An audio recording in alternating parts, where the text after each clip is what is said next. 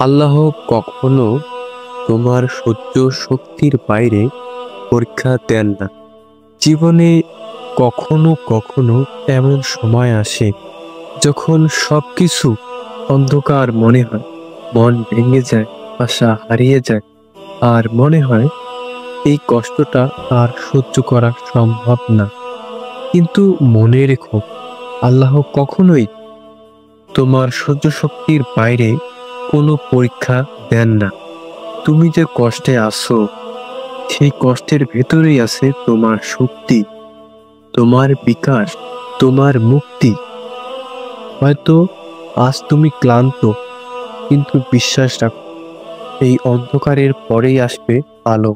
তোমার ধৈর্যই হবে তোমার সফলতার চাবি। তাই মনোবল হারিও না। আল্লাহ তোমার পাশে আছেন সব সময়, সর্বমুহূর্তে। এই মোটিভেশনাল কথাগুলো সূরা বাকারা 286 নং আয়াত থেকে আলোচিত।